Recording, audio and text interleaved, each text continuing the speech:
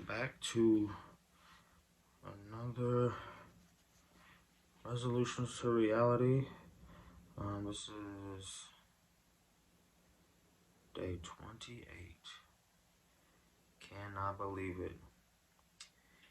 Didn't even think about that all day until just now. And super satisfying.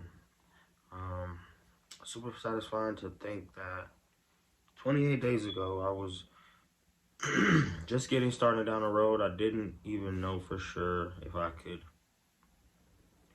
make it through, and I've definitely proven a lot of things to myself with being able to get this far. Definitely feel brand new. Feel like I have definitely made some huge improvements. Huge improvements on not just my health and my emotions and my situation as far as like things that I needed to do and things that I wanted to improve.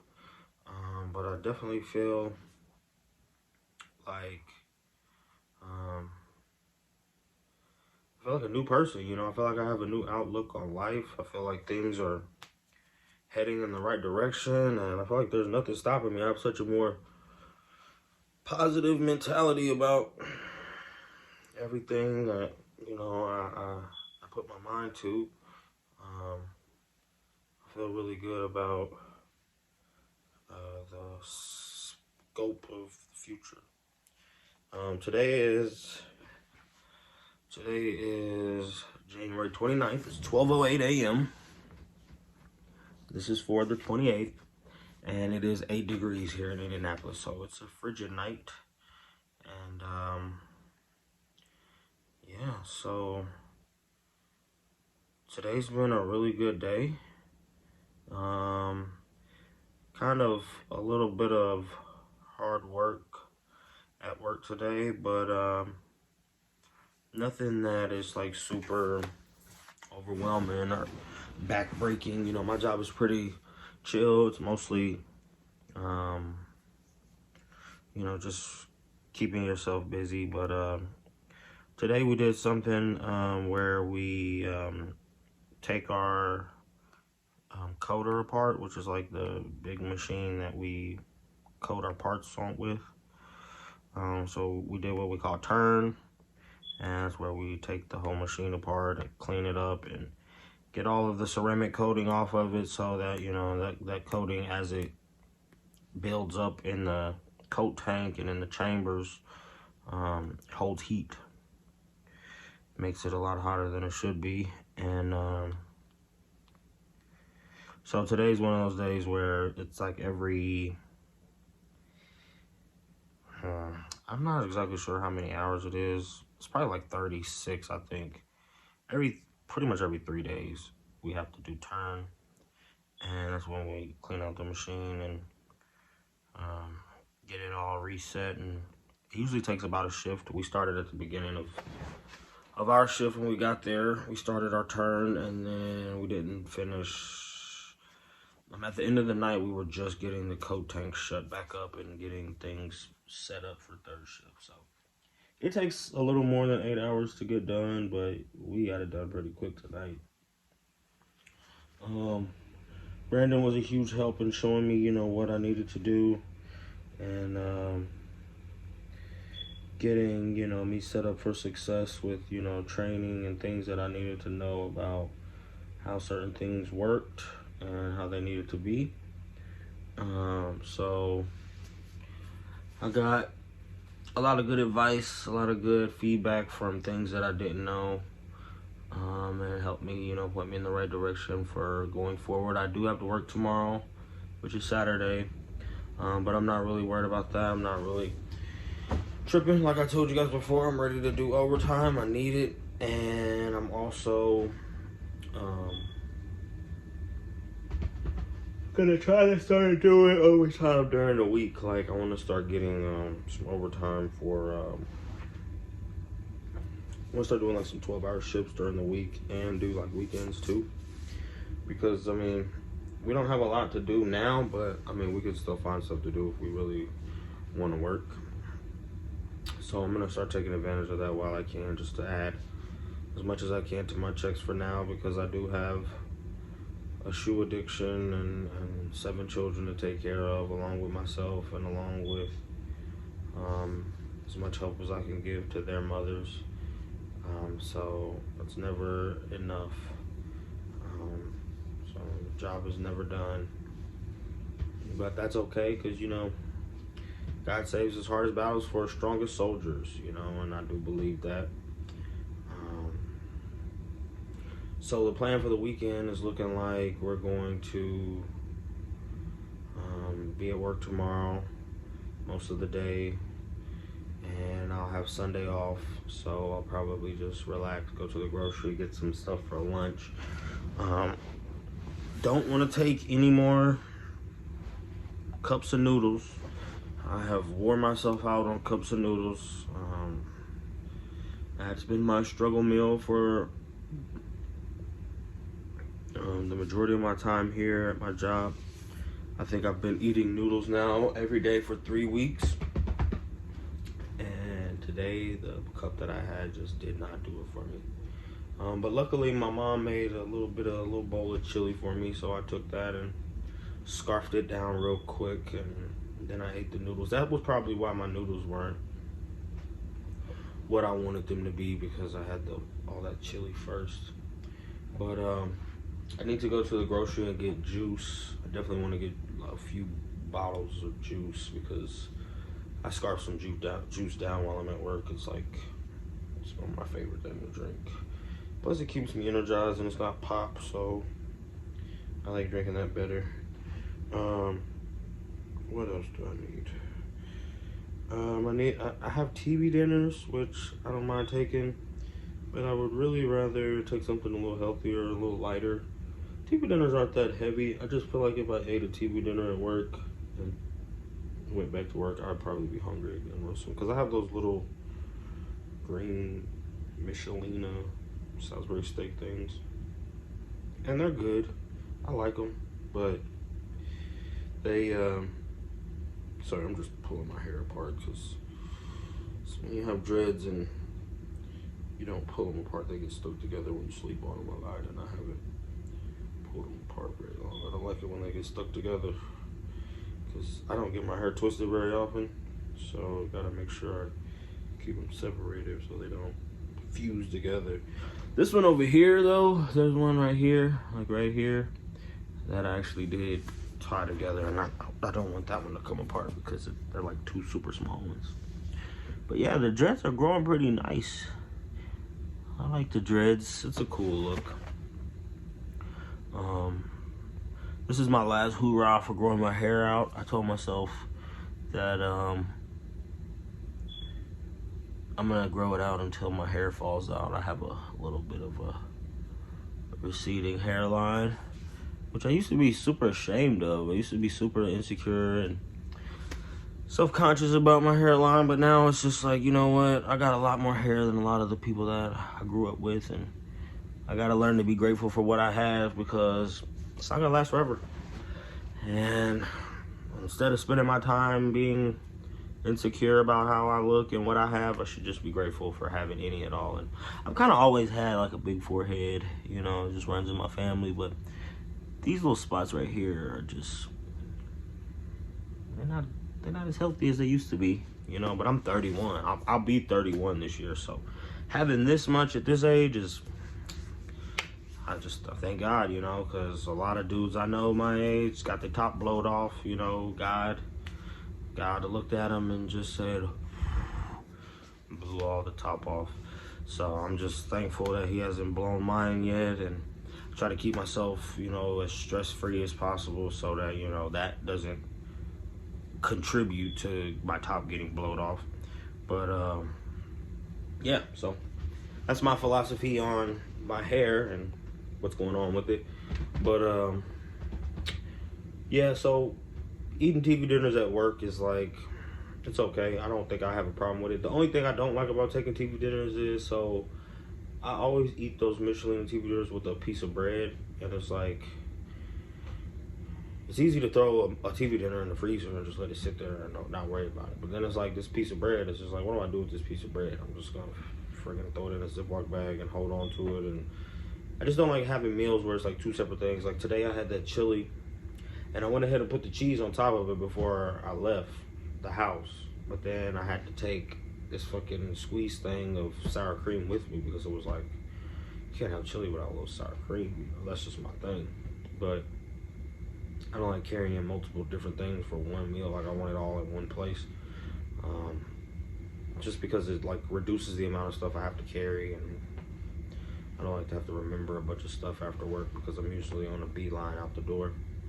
But it's not a big deal, you know. It's only for the last day of the week. It's a Saturday, and it'll probably be pretty chill. We'll have some stuff to do from what I can understand. And we'll be shutting it down once the shift is over because no one's coming in on Sunday. But ready to get that out of the way. Tonight, I'm not sure exactly what I'm gonna do as far as after I get this video done. I was thinking about going and getting the kids and Lacey, but she's not in the mood to travel tonight. It's kind of cold. It's been flurrying all day, and like I said, it's 8 degrees, so it's not the best weather to have a newborn out in. But I do miss them a lot. I want to see the kids and her and spend some time with them this weekend. I want to see all the kids, as many as I can. But I haven't decided yet on what exactly I'm going to do. I just know I got to get this done because, you know, this is the next part of my work day. This is like my cool down, you know. This is my settling into being off, you know. No matter what kind of day I have, you know, just doing this is where I usually pump the brakes. But yeah, so really don't have much to talk about. I read a lot of stuff about my 401k today, because I got a book in the mail about, you know, different information that they have to offer about my 401k that I didn't know. So I've been slowly trying to read that and try to understand different things that I can use with Fidelity and ways to maximize my return on my investments. So if anybody out there has any advice on how to figure out what type of investing is good for someone in my situation, or has any tips or tricks to use for investing for your 401k and how to make it grow the fastest, feel free to leave that info in the comments, because I'm all ears. I might give you guys some input, or, you know, give you guys some information on what Fidelity has to offer for me personally in that book, because I think it's good information. I don't think a lot, I mean, I've asked a few people at work if they could, just simple stuff like, I asked Brandon and I asked this other guy named Larry. I asked him, just like, hey, do you guys know what the difference between a pension and a 401k is, or what the difference between a 401k is and the Roth IRA? And they're just like, nah, bro, I don't know what none of that is. And I was like, you know, I look at these guys as pretty smart people, you know. I feel like they're intelligent individuals in my eyes. And not to say because they didn't know that they're not, but being that it's something they don't know about, it instantly triggered me to say, you know what? You should learn a little bit more about that, because if two people you think are pretty smart don't know about it, you should probably want to be the third that does know about it. Because, I mean, not only can I offer them insight that they don't have of their own, I can, you know, figure out something on my own to know for myself. And that is just always how I've been, you know. If people around me don't know about it, you know, that 9 times out of 10 is probably a good thing for me to try to figure out. And it's probably not rocket science. I know it's not something that, you know, can be that complicated. I mean, I know a lot of people kind of just let it do what it wants to do. They set it and forget it, kind of. But with my situation and my lifestyle, I can't be that way about my money. I can't just, assume that, okay, because I do this or because I know this small fraction of what it's about, that it's safe to just let everything else be handled by somebody else. At this stage in my life, I have literally got to focus every inkling of my attention on every facet of wherever my income goes and comes, So it's funny because like when I'm talking to Brandon, he's always like, "You got your priorities messed up, man. You're talking about doing this and that with your money and making these changes in your life, but you're not.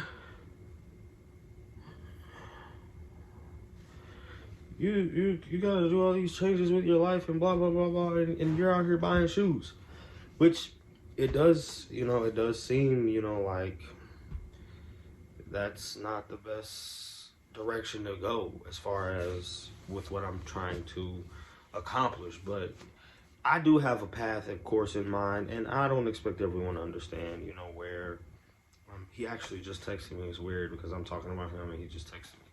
But he just said that, what I'm saying, I'm doing a good job and things are, he appreciates my help and stuff. And that just feels so good, It feels so good to know that your efforts are not unnoticed and that someone that, is close to you at work is actually recognizing you for, something good and not, getting on your back about something you're doing wrong because, it's easy to feel defeated when you do get corrected or mess up, whether on purpose or not. But back to what I was saying, like when we talk, he doesn't understand that what I'm doing with this collection is not just, it's not for like vanity purposes. Like no one's ever gonna see me out wearing a pair of these $200-$300 shoes just trying to look cool. They're solely for investment purposes. And it sounds really fried to say or to even put these two together, but to me, tennis shoes are like black culture's stock market, because black culture is aware of like the value of a Jordan tennis shoe. To black culture, tennis shoes are a big deal. They're bigger than to other cultures. It's kind of like something for us, and it's like black owned business. Like black people don't own Nike, but we do control the cool that other people see from us. Like when people see us in Jordans or we see each other in Jordans, we think each other is cool. We think it has value. And a lot of other people don't really consider that anything of importance. And some would say I shouldn't think of it as something important because of the irresponsibility aspect of it. And that's valid, that's perfectly valid. But I feel like it's my way of supporting black business because Michael Jordan being a black player and him, coming up with this shoe and being such an outstanding athlete and hardworking person, he set the bar high for what, it takes to be a success. And I think that something I heard in The Last Dance that has resonated with me a lot is one of the guys and the commentators said that Michael Jordan can go down as one of the best people to ever do his job that has ever existed. Like the best person at his job or to do a job that has ever existed. And that's very valid. Like not only was he a great basketball player, but he did his job almost perfectly. Now I'm not gonna say pretty much almost perfectly, which is why he's still a role model now. But the thing about the shoes is, so it's a commonality for other cultures to learn about financial loopholes, like stocks and real estate and investing and stuff like that. That's a commonality in other cultures, No one taught me about that. Like I have learned about investing on my own and pretty much through Robinhood, and I have a gist of how it works. Don't have like a clear grasp. I just know you can make money off of it. And I haven't made a lot of money off of it, and that's why I'm kind of just like standoffish about it. But I do know that in the 35, 40-ish pairs of shoes that I own, I know for a fact that I've made in profit off of the market value over $1,000. And that's enough to keep me invested in it. And I know that doesn't sound like a lot to most people, and it doesn't sound like a lot to me either. But at the end of the day, it's in the green, you know. It's not in the red, and I'm not wasting it or diminishing it with personal, you know, indulging. I don't feel any desire to want to change the way I move with it. I don't feel any necessity to want to do things differently. The only thing I really consider is changing my location that I keep them in, and just making sure that I'm up on how, you know, I protect my inventory, because I eventually want to establish a shoe business, not just as like a resale thing. Like, I want to have like brand new from the manufacturer shoes, like Air Force Ones and Air Maxes and Shocks and stuff like that. I want to have a shoe store. I want to have a Finish Line, a Foot Locker, a Champs. I want to have my own one of those. And this didn't just come from collecting Jordans. This just came from a love of footwear.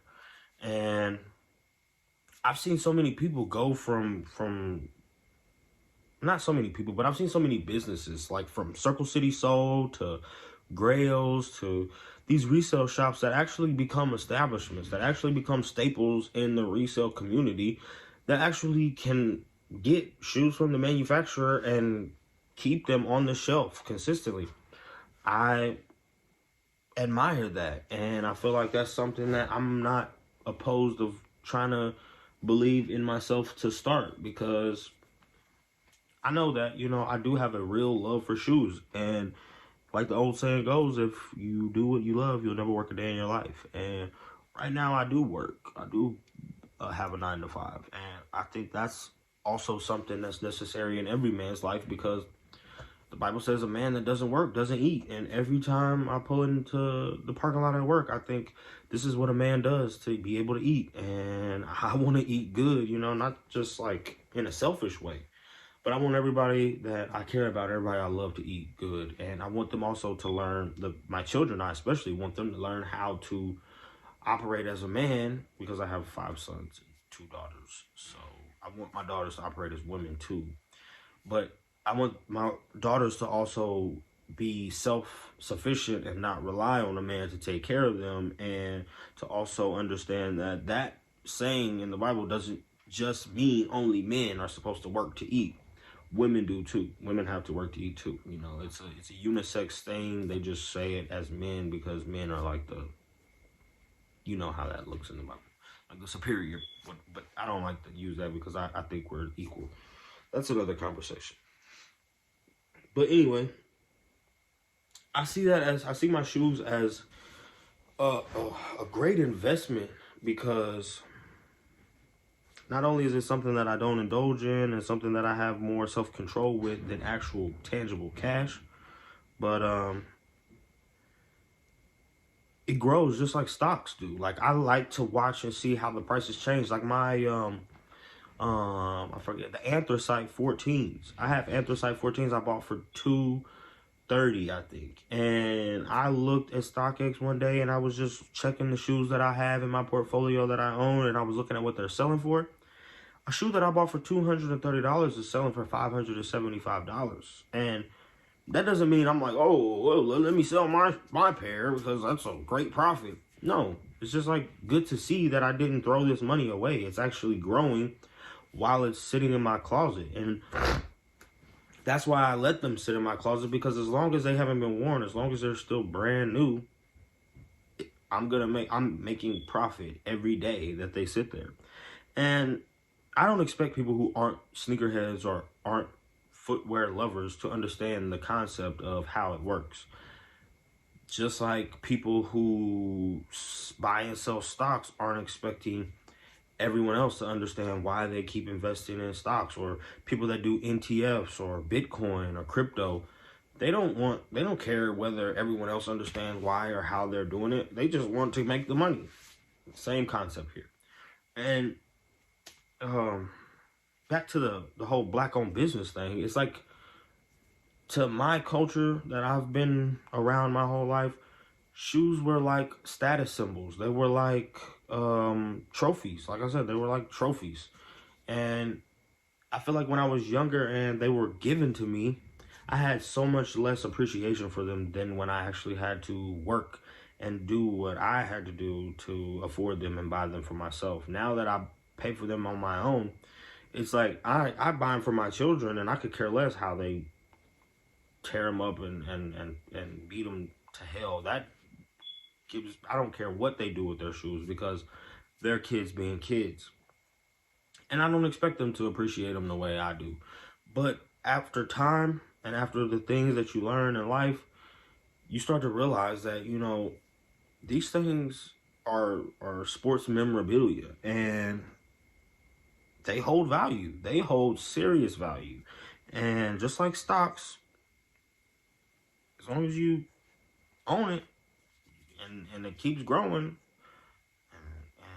and Nike is still in business, you're going to stay in the green. You'll stay in the green. And that's not something that's been around forever. I mean, back when I first started wearing shoes, it was definitely not a market for it like it is now. And now that it is a market, it's like, it's so much more of a rush and a sense of accomplishment for me to buy some shoes than for me to buy some stocks.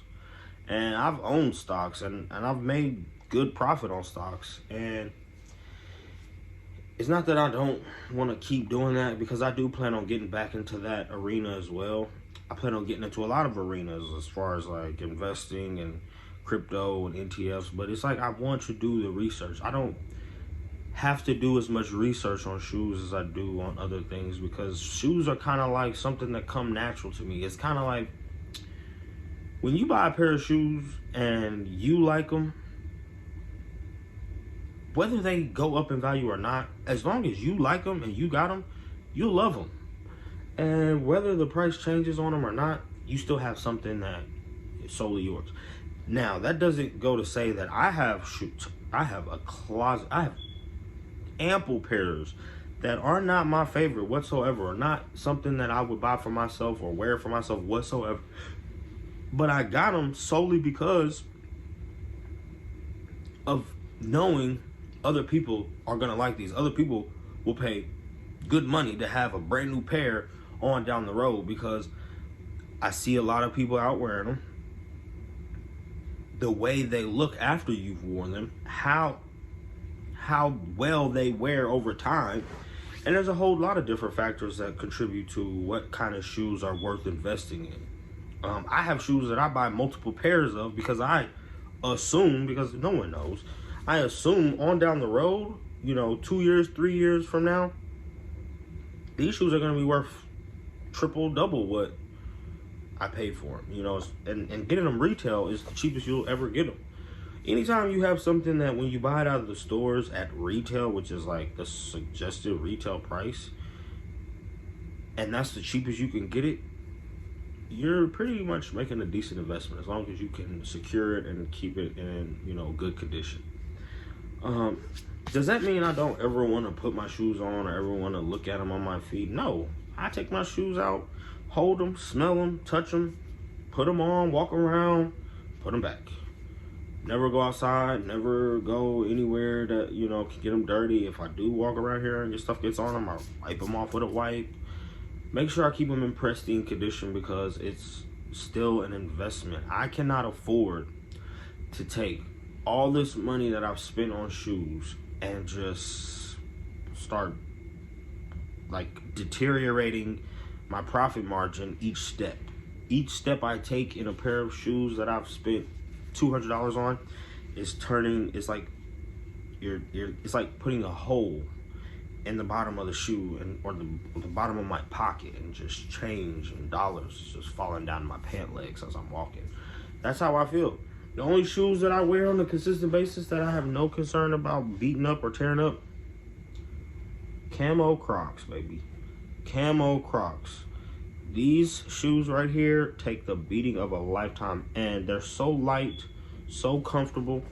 They don't smell the best, but it's not what they're for. They get the job done, and it's a comfort thing. It's an aesthetic. It's not about being cool. It's not about the look. I like the camo because even when they're dirty, you can't tell they're dirty. I mean, these shoes these probably will last me years. And I have Jordans that I've had for years. Literally, I have a pair of Jordans that I've had since 2012 that I bought off the shelf when I was in 2012 that I still wear. So it's like, that's a testament to their durability. Like, I've done everything in these shoes. I'm talking went in lakes and water and just didn't even care. Both pairs, fishing, everything that I do in these shoes. Over, 10 years I've had this pair. And I would still put those on before I put on a brand new pair. Because there's still a lot of life left in those shoes. Those shoes have more personality than these shoes in here. And I have a dead stock pair of the same shoes just for when that shoe is done. Got a new one for backup. It's just like something you fall in love with that you don't even understand why you love it. But I do understand, because I do love shoes. It's something about another quote I've heard someone say is, you know, the outfit starts from the bottom up, from the shoes up. That's where your outfit starts. And I believe that. You know, I'm a firm believer that as long as my shoes are nice and clean, I can wear whatever, you know. I base my whole outfit off of what I'm putting on my feet. And another thing that I'm going to start getting into with you guys, because I've started to grow a collection of, is socks. I have gotten bonkers with socks. And I'm going to start putting you guys on game with the sock game. The sock game is real these days. Like, everybody wants to think the shoes is all that matters.